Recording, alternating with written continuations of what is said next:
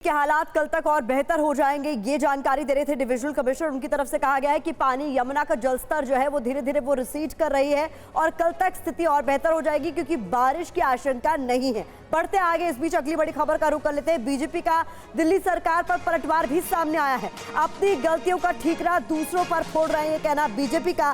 सौरभ भारद्वाज का आरोप गलत है, केंद्र और बीजेपी पर आरोप लगा रही है दिल्ली सरकार, ये कहना बीजेपी का। हरियाणा सरकार के मंत्री चौधरी कंवरपाल का बयान है, ये पानी ज्यादा होगा तो यमुना में ही जाएगा, ये भी उनकी तरफ से कहा गया। आज एक बार फिर दिल्ली के मंत्री सौरभ भारद्वाज अपनी गलतियों का ठीकरा हर बार की तरह या तो केंद्र या हरियाणा सरकार पर फोड़ने की कोशिश कर रहे हैं।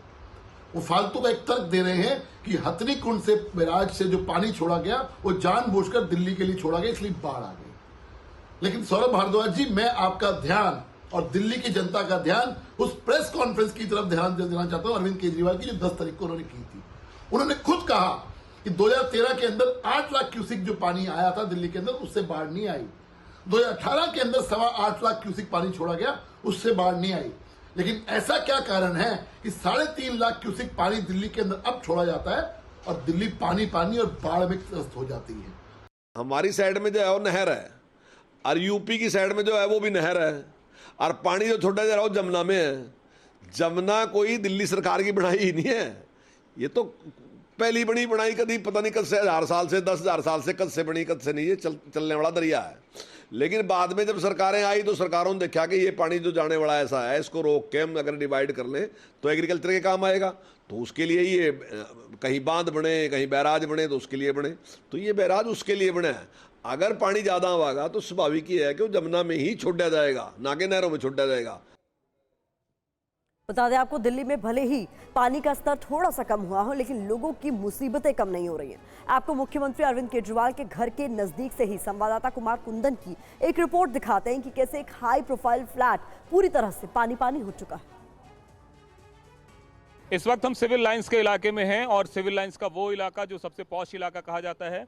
और अब हम आपको दिखाने की कोशिश कर रहे हैं कि इस पॉश इलाके में जो पूरा का पूरा इलाके से लोग सामान है वो अपना अपना सामान लेके निकलने की कोशिश कर रहे हैं और ये पूरा इलाका सबमर्ज हो चुका है। जो ग्राउंड फ्लोर है वो पूरा डूबा हुआ है और अपने कीमती सामान घर से जो है वो लोग निकालने की कोशिश कर रहे हैं और निकाल के लोग बाहर की ओर ले जाने की कोशिश है। हालांकि घर में रहने वाले लोग पहले ही निकल चुके हैं, लेकिन इसके बावजूद भी जो कुछ बचा हुआ है वो सामान निकाल रहे हैं धीरे धीरे। और मैं आपको एक बार सिर्फ फ्लैट की एक तस्वीर दिखाना चाह रहा हूँ, ये कोठी की तस्वीर दिखाना चाह रहा हूँ। ये तस्वीर अपने आप में बेहद अहम है। अहम इसलिए है, यहाँ पे सीढ़ियाँ हैं, मैं कैमरा पर्सन गजेंद्र को बोलूँगा थोड़ा संभल के आएँ। और ये देखिए, ये फ्लैट के अंदर की तस्वीर है। अब आप देखिए कि यहाँ पे जितनी गाड़ियाँ थी वो सारी की सारी गाड़ियाँ डूबी हुई हैं। ये सारी की सारी गाड़ियाँ ख़राब हो, मतलब पूरा का पूरा जो लग्जीरियस गाड़ियाँ हैं यहाँ से वहाँ तक आपको जितना नज़र आ रहा होगा वो पूरा डूबा हुआ है। इसके साथ ये सामने का जो इलाका है, जो सामने का जो घर है, इस घर में भी पूरा पानी जमा हुआ है। हालांकि वाटर जो थोड़ा रिसीड हुआ है, पानी थोड़ा कम हुआ है, उसकी वजह से थोड़ी चीज़ें जो है, थोड़ी सी पानी यहाँ पर कम दिख रही है, लेकिन इसके बावजूद भी घर के अंदर का हालत बहुत ही बुरा है। और जो तस्वीर है वो जितनी भी लग्जीरियस चीज़ें थी वो सारी की सारी डूब गई हैं, ख़त्म हो गई हैं, ख़राब हो गई हैं।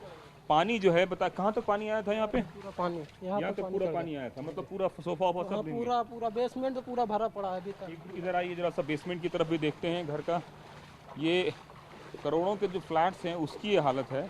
और ये देखिए, आपको अंदर में लेके चलता हूँ। ये गाड़ियों की अगर बात करें तो यहाँ तक जो है गाड़ियों का पानी पड़ा हुआ था। और अब आपको दिखाते हैं बेसमेंट का हालत। ये घर के अंदर की तस्वीर है। ये बहुत ही शानदार फ्लैट है और इस फ्लैट के अंदर की तस्वीर आपको दिखाऊं कि पूरा का पूरा ये इलाका पूरा डूबा हुआ था, अभी भी डूबा हुआ है। बेसमेंट भरा हुआ है, अगर मैं चाहूँ भी तो बेसमेंट में नहीं जा सकता हूँ। ये जो आप देखिएगा, अगर मैं जाऊँ तो इसमें डूब जाऊँगा, इस बेसमेंट में डूब जाऊँगा। यहाँ पे पूरा ऑफिस बना हुआ था और ये बेसमेंट का इलाका है। इस बेसमेंट में पूरा पानी घुसा हुआ है और बेसमेंट के साथ साथ जो ऑफिस के फर्नीचर हैं, घर के फर्नीचर है, घर के जो कपड़े हैं, वो सारे के सारे कपड़े जो हैं वो टूटे पड़े हुए, भीगे पड़े हुए हैं। और ये देखिए, ये घर का मेन हॉल है।